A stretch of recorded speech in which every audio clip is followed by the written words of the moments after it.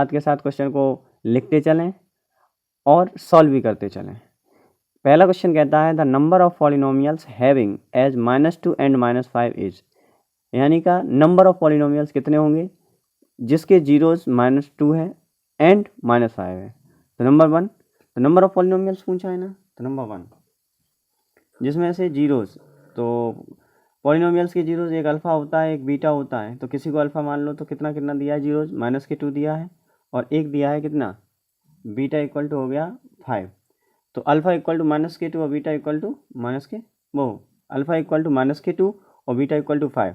तो बता रहा है कि बताइए कितने पॉलिनोमियल बनेंगे इससे जिसके 2 जीरोज़ हैं, एक -2 जीरोज़ है और एक 5 जीरोज़ है, तो इससे कितने पॉलिनोमियल बनेंगे। तो पहला ऑप्शन कह रहा है 1, दूसरा 2, तीसरा 3 और अगला ऑप्शन कह रहा है मोर देन 3। तो अगर आपको पता है ये अल्फ़ा है और ये बीटा है, जब इनसे हम सम निकालेंगे, क्योंकि हमें पता है पॉलिनोमियल्स बनाने का फॉर्मूला क्या होता है बताइए, x² minus alpha plus beta into x और प्लस अल्फ़ा बीटा, यानी कि अगर मुझे अल्फ़ा बीटा पता है और पॉलिनोमियल बनाना है तो उसका फॉर्मूला ये होता है x² minus alpha plus beta x और प्लस अल्फ़ा प्लस बीटा। ठीक, अब यहाँ से बनाइए तो इसमें वैल्यू पुट करोगे तो आंसर आएगा x² माइनस और अल्फ़ा प्लस बीटा हमारा कितना आया था अभी तो नहीं मालूम, तो अल्फ़ा प्लस बीटा निकालो। Alpha plus beta equal to जब निकालोगे तो अल्फ़ा की वैल्यू कितनी है -2 प्लस बीटा की वैल्यू कितनी है 5, तो यहाँ से कितना वैल्यू निकल के आया, यहाँ से निकल के आया +3 और अल्फ़ा इंटू बीटा की वैल्यू कितनी आती है 2 इंटू -2 इंटू 5 यानी का -10। अब ये हो गया अल्फ़ा प्लस बीटा और ये हो गया अल्फ़ा बीटा, तो अल्फ़ा प्लस बीटा की वैल्यू लगाइए यहाँ पर, अल्फ़ा प्लस बीटा की वैल्यू +3x +के और -10, तो इसे सॉल्व करोगे तो x² minus plus -3x minus plus minus के 10x, तो इस तरीके से ये क्या बन गया हमारा एक पॉलिनोमियल बन गया x² माइनस 3x माइनस 10। लेकिन पूछा नंबर ऑफ पॉलिनोमियल, तो कितने पॉलिनोमियल बनेंगे। अच्छा हमारा ये बन गया एक तो x² माइनस के 3x माइनस के 10। अब इसमें आप अगर आप चाहें तो किसी का भी मल्टीप्लाई कर सकते हैं। अगर आपने इसमें 2 का मल्टीप्लाई कर दिया, मानो 2 का मल्टीप्लाई कर दिया तो क्या आ गया 2x² माइनस के 6x माइनस के 20। अगर 3 का कर दिया तो कितना आया 3x² माइनस 3 9x माइनस और 30, यानी कि जितने का मल्टीप्लाई करते चले जाएंगे उतने पॉलिनोमियल्स बनते चले जाएंगे। तो इसका सही करेक्ट आंसर क्या होगा कि मोर देन 3, यानी का एक तो बनेगा नहीं, 2 नहीं बनेंगे, 3 नहीं बनेंगे, जितना हम चाहें जितने का भी मल्टीप्लाई करते चले जाएंगे सो इनफाइनाइट पॉलिनोमियल्स बन जाएंगे इन 2 जीरों से। कितने बन जाएंगे इनफाइनाइट पॉलिनोमियल्स बन सकते हैं इन 2 जीरो से। ठीक है, आप जितने चाहें उतना मल्टीप्लाई करते जाओ बन जाएंगे। तो इसका आंसर क्या होगा मोर देन 2, यानी कि correct answer is D. Clear, okay. अब अगला क्वेश्चन देखते हैं। अगला क्वेश्चन क्या कहता है, क्वेश्चन नंबर सेकंड कहता है कि given that one of the zeros of the cubic polynomials ax² plus bx² plus cx plus d is 0, the product of the other zeros is. Option हमारे सामने दिए हैं, क्वेश्चन आप देखिएगा। उसने कहा है कि हमें एक जीरोज जो है वो 0 दिया गया है, किसका क्यूबिक का, तो ax³ plus bx² plus cx plus d। ठीक, तो one of the zeros of the cubic polynomials, इसका जो एक जीरो है वो कितना दिया गया है 0 दिया गया है। तो आपको ये बताना है, यानी कि जब क्यूबिक है तो इसके कितने रूट होंगे 3 होंगे, या कितने जीरो होंगे 3 होंगे। एक को मानो अल्फा, एक को मानो बीटा और एक को मानो गामा। तो किसी का एक जीरोज, यानी का एक जीरो क्यूबिक का हम क्या मान लें 0, क्योंकि क्वेश्चन क्या बोल रहा है one of the zeros of the cubic polynomials is 0, तो अल्फा को क्या मान लें 0 मान लो। ये हमको क्यूबिक दिया गया था। अब इसमें अगर देखें तो alpha beta plus beta gamma plus gamma alpha equal to C/A, ये पता है कि नहीं पता है। अगर नहीं पता है तो आज से याद रखेंगे। जैसे पहले वाले क्वेश्चन में हम क्या सीखे, जब हमें जीरोस दिए गए होते हैं तो क्वाड्रेटिक इक्वेशन कैसे लिखते हैं, उसका फॉर्मूला होता है x² minus alpha plus beta x plus alpha into beta. तो डायरेक्ट वहाँ से लिख लेते हैं इस तरीके से निकाल के। ठीक, पहला क्वेश्चन समझ में आया। दूसरा क्वेश्चन उसी तरीके से हम दूसरा क्वेश्चन कर रहे हैं। दूसरा क्वेश्चन में उन्होंने क्या कहा था, दूसरे क्वेश्चन में कहा था कि एक क्यूबिक पॉलिनोमियल है जो क्या है ax³ plus bx² plus cx plus d, और उसका एक जीरोज जो है, अच्छा क्यूबिक है तो रूट कितने होंगे या फिर जीरोज कितने होंगे 3 होंगे, एक का नाम अल्फा, एक का नाम बीटा और गामा। तो फिर इसमें से कहता है कि एक जीरोज कोई सा भी, उसने नाम नहीं दिया अल्फा या बीटा या गामा, कोई सा जीरो कहता है 0 है, तो हमने जीरो रख लिया। लेकिन हम एक फार्मूला जानते हैं अल्फा बीटा, और हाँ क्वेश्चन में पूछा क्या है कि the product of other two zero, यानी का जो दो जीरो बचे जैसे बीटा और गामा बचा, इनका प्रोडक्ट क्या होगा, यानी कि हमसे जो वैल्यू है वो किसकी पूछ रहे हैं, बीटा गामा की पूछ रहे हैं। यही तो कहना है कि प्रोडक्ट ऑफ द जीरो की क्या होगी। तो ठीक है हम करते हैं। तो फिर इस तरीके से इन्होंने किया। तो अब वैल्यू पुट कर दीजिए। जैसे ही आप यहाँ पर वैल्यू पुट करोगे तो zero into beta plus beta gamma plus zero into gamma equal to c upon a. तो ये वाला पोर्शन क्या हो गया, ये वाला पोर्शन हमारा जीरो हो जाएगा, ये जीरो, यानी का यहाँ से बचता है beta gamma equal to c upon a. तो क्या ये product of the two other zeros हो गया, जिसका करेक्ट आंसर क्या होगा, सी अपॉन ए। अब देखते हैं question number third. Question number 3 कहता है if the zeros of the quadratic polynomials a x square plus a plus one का whole x plus b are 2 and -3 find the value of a and b. यानी का एक हमको किसी भी quadratic polynomials के क्या है कि जीरो दे दिए गए हैं, तो ए बी की वैल्यू निकलवाई है। तो क्वेश्चन नंबर 3 हम देखते हैं। तो क्वेश्चन नंबर 3 में हमसे क्या कहा गया है, क्वेश्चन नंबर 3 में कहा गया है कि x square plus a plus one x into x plus b, ये हमको क्या दी है, क्वाड्रेटिक इक्वेशन दी गई है। इस क्वाड्रेटिक इक्वेशन के जीरोज भी दिए गए हैं 2 and -3। तो हमसे कहता है कि फाइंड ए एंड बी। तो ए एंड बी निकालने हैं। तो अगर ये इस क्वाड्रेटिक के जीरो हैं तो इसको सेटिस्फाई भी कर रहे होंगे, यानी कि ये वैल्यू इसमें पुट कर दो तो आंसर क्या आना चाहिए, जीरो आना चाहिए। यही तो कंसेप्ट कहता है जीरो का। ठीक है, तो कुल मिला के बात ये है। तो हम कहें कि F2 इक्वल टू पॉलिनोमियल कितना हो जाएगा, जीरो हो जाएगा। और दूसरा अगर F इक्वल टू -3 रखें तो भी वो क्या हो जाएगा, जीरो हो जाएगा। तो इसका कंसेप्ट समझें कि जब कभी भी इस टाइप के क्वेश्चन आते हैं, कोई भी अननोन वैल्यू होती है जैसे ABCD होती है या कोई भी अननोन वैल्यू होती है, तो उसमें हम क्या करते हैं, तो इसी तरीके से वैल्यू को पुट कर देते हैं। वहाँ से दो रिलेशन बनेंगे।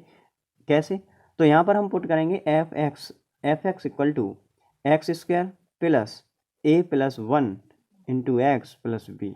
अब x की जगह पे क्या रखें, 2। तो आंसर कितना आना चाहिए, जीरो, क्योंकि ये इस पॉलिनोमियल का जीरो है। तो एफ एक्स इक्वल टू 2, यानी का x की जगह पर क्या रखा जाए, 2 का whole square plus a plus one into 2 plus b equal to 0। तो यहाँ से क्या आया, 2 2 जा 4 प्लस 2a प्लस 2, क्योंकि 2 का मल्टीप्लाई में करेंगे 2a और 2 का मल्टीप्लाई में करेंगे तो ये plus b equal to 0। Clear, यहाँ से 4 और 2 6 plus 2a plus b equal to 0। तो अब यहाँ से देखेंगे तो यहाँ से आया equal to 2a plus b equal to -6। तो एक इक्वेशन हमारी ये बन गई, कौन सी, 2a plus b equal to 6। एक रिलेशन निकल आया। एक और जीरो दिया है कि f -3 इक्वल टू 0, क्योंकि ये भी इसका जीरोज है तो इसको भी सेटिस्फाई करता होगा। तो हम लिखेंगे f equal to x square plus a plus one x plus b, यहाँ तक। अब यहाँ पर पुट कर दो, -3 का whole square plus a plus one -3 plus b। तो 3 का स्क्वायर 3 3 जा 9, 9 प्लस -3a और माइनस प्लस माइनस का 3 और प्लस का b, ये इसका जीरो है तो इक्वल टू क्या चल रहा होगा, जीरो चल रहा होगा। तो 9 -3a माइनस का 3a और माइनस का 3 प्लस का b। तो यहाँ से कितना आया, -3 और ये 6 माइनस का 3a प्लस का b इक्वल टू 0। आप और देखेंगे तो यहाँ से क्या हुआ, हम एक रिलेशन बनाएं तो माइनस के 3 इधर ले जाएंगे तो ये, तो यहाँ से बनेगा 3a minus b equal to -6। वो सॉरी माइनस जाएगा प्लस, तो माइनस कॉमन ले लिया था तो प्लस आ गया, यानी कि ये रिलेशन बनेगा। दो रिलेशन बन गए, एक हो गया 2a plus b equal to -6 और तीसरा रिलेशन आ गया 3a minus b equal to 6। तो अब आपकी इच्छा, आप क्या कर सकते हैं, ऐसा करिएगा, यहाँ पर एलिमिनेट करने के लिए दो इक्वेशन है। आपने तीसरा चैप्टर पढ़ लिया होगा, वहाँ पर आपने एलिमिनेशन मेथड भी सीखा होगा और सब्स्टिट्यूशन मेथड भी सीखा होगा। तो इसके बाद आप कर सकते हैं 2a plus b equal to -6 और अगली इक्वेशन बनी है फर्स्ट इक्वेशन, ऐसे कर सकते हैं from adding first and second. दोनों इक्वेशन को क्या करते हैं बेटा, ऐड करते हैं और जैसे ही आप ऐड करोगे तो हमारा बनेगा 2x प्लस ये, और अगला बना है 3a माइनस के b इक्वल टू 6। तो जब ऐड करोगे तो ऐड करने का है ये, तो यहाँ से इससे ये कट गई, तो ये बचा 5a, क्योंकि ये प्लस का ये माइनस का, इससे ये कट गई और दोनों प्लस के, तो 5a, और ये काटोगे तो ये प्लस का ये माइनस की, तो इससे ये कट जाएगा, ये 0 आ गया। तो a इक्वल टू क्या आ गया हमारा 0/5, यानी कि आंसर कितना आया 0, यानी कि a की वैल्यू कितनी निकल के आ गई यहाँ से a इक्वल टू 0। अब आप किसी भी एक इक्वेशन में, जैसे ये थी कौन सी इक्वेशन, ये वाली first equation 2a plus b equal to minus के 6, इसमें a की वैल्यू कितनी लगा दो 0। जैसे ही आप यहाँ पर 0 पुट करोगे तो a 0 plus b equal to minus के 6, 0 plus b equal to minus के 6, तो b इक्वल टू माइनस के 6, यानी कि a हमसे यही रिक्वायर्ड आंसर पूछा था, a इक्वल टू कितना निकल के आया 0 और b इक्वल टू कितना निकल के आया 6।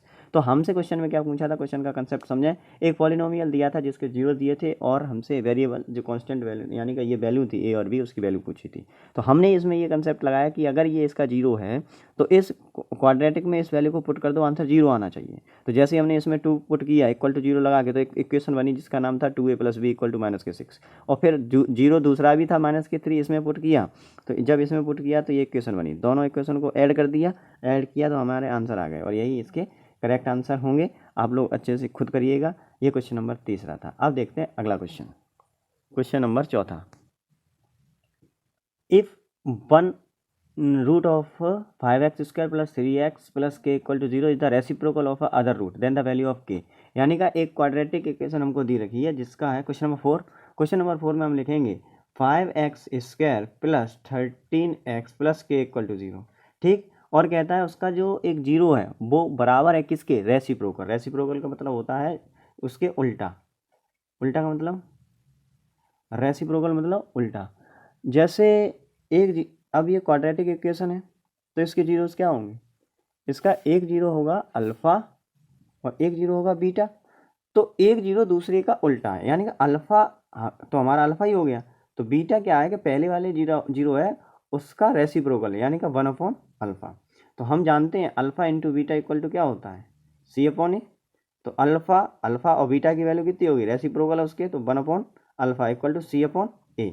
तो इसमें से अल्फ़ा इंटू 1/अल्फ़ा इक्वल टू सी क्या है, सी पर यहाँ पर के है और ए क्या है 5 है, अल्फ़ा से अल्फ़ा गया 1 इक्वल टू k/5, तो के इक्वल टू आंसर कितना आ गया 5। यानी कि रेसिप्रोकल वाले जब भी क्वेश्चन हो तो कोशिश ये हैंडल करें कि अल्फ़ा इंटू बीटा लगाएं। तो alpha into beta equal to c/a, तो अल्फ़ा की वैल्यू अल्फ़ा और दूसरा 0 उसका उल्टा, तो अल्फ़ा का उल्टा क्या होता है 1/अल्फ़ा, तो इस तरीके से c/a, और c/a क्या है k/5। तो यहाँ से करेक्ट आंसर क्या हो जाएगा k इक्वल टू 5। अब देखते हैं अगला question, question number 5। If zeros of the polynomial x square, एक जीरोज जो हैं जैसे पॉलिनोमियल है x square plus 4x plus 2a are alpha and 2/अल्फ़ा then the value of a, यानी का ये पॉलिनोमियल्स दिया गया है, इसके 2 जीरोज दिए हैं, क्वाड्रेटिक पॉलिनोमियल्स है तो 2 ही जीरो होंगे, एक दिया गया है अल्फ़ा और दूसरा दिया गया है 2/अल्फ़ा, ठीक है, 2 जीरोज दिए गए हैं। और इसमें से क्वेश्चन पूछ रहा है तो find the value of a, यानी कि इस a की क्या वैल्यू होगी। तो हम सभी लोग जानते हैं कि प्रोडक्ट ऑफ द जीरोज क्या होता है, प्रोडक्ट ऑफ जीरोज रूट या जीरोज क्या होता है बताइए, अब तो पता होगा, बताओ c/a। प्रोडक्ट बोलें तो alpha into beta equal to c/a। Alpha beta क्या, अल्फ़ा की वैल्यू अल्फ़ा है, बीटा की वैल्यू 2/अल्फ़ा है, इक्वल टू c क्या है 2 है, 2a है, और a क्या है, यहाँ से कंपेयर करते हैं, कंपेयर किससे करते हैं, कंपेयर करते हैं ax square plus bx plus c से। तो a के प्लेस पर क्या है 1, b के प्लेस पर 4 और c के प्लेस पर 2a, तो a कितना है हमारा 1 है, यहाँ से कंपेयर किया, अल्फ़ा से अल्फ़ा कटा, 2a इक्वल टू 2a/1, तो इसका क्रॉस मल्टीप्लीकेशन करोगे तो 2 इक्वल टू क्या हो जाएगा 2a, तो यहाँ से a इक्वल टू क्या हो जाएगा 2/2 इक्वल टू a, 2 से 2 गया 1, तो a इक्वल टू क्या बचा 1।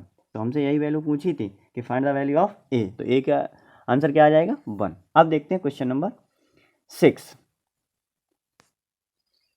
Find the quadratic polynomials whose sum and product of zeros are 21/8 and 5/16 respectively, यानी कि हमको क्वेश्चन नंबर 6 में क्या कह रहा है कि क्वाड्रेटिक पॉलिनोमियल्स बनाना है, और क्वाड्रेटिक पॉलिनोमियल्स बनाना है कब, जब उसके हमको सम दिया गया है, सम दिया गया है 21/8 और हमको प्रोडक्ट दिया गया है 5/16। रेस्पेक्टिवली का मतलब ये है कि जो शब्द यहाँ पर पहले लिखा है, जैसे सम पहले लिखा है तो सम और प्रोडक्ट लिखा है तो प्रोडक्ट। तो क्वाड्रेटिक पहला ही क्वेश्चन हमने देखा था कि क्वाड्रेटिक पॉलिनोमियल्स जब लिखना होता है और उसके सम दिए गए हों तो उसका एक जनरल फार्मूला होता है x² minus sum into x plus product. ये याद रखेंगे याद, यानी कि x² minus SX plus P, यानी कि x² minus alpha plus beta. Sum का मतलब यही तो है अल्फ़ा प्लस बीटा, और प्रोडक्ट का मतलब क्या होता है अल्फ़ा इंटू बीटा। इससे रिलेटेड क्वेश्चन है।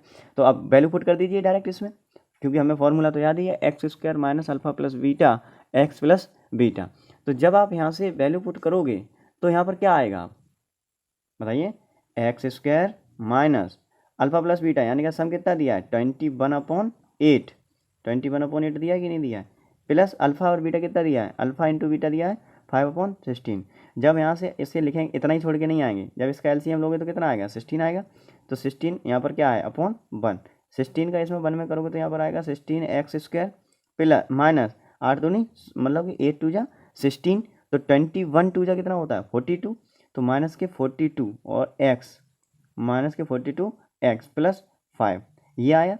तो अब जब ये आया यहाँ से 16, यानी कि हम 1/16, तो 16x² minus 42x plus 5 is the required polynomial. तो ये इसकी पॉलिनोमियल से इसका करेक्ट आंसर इस तरीके से लिखा जाएगा 1/16 equal into 16x² minus 42x plus 5। ठीक, तो ये करेक्ट आंसर होगा क्वेश्चन नंबर 6 का। अब देखते हैं क्वेश्चन नंबर 7।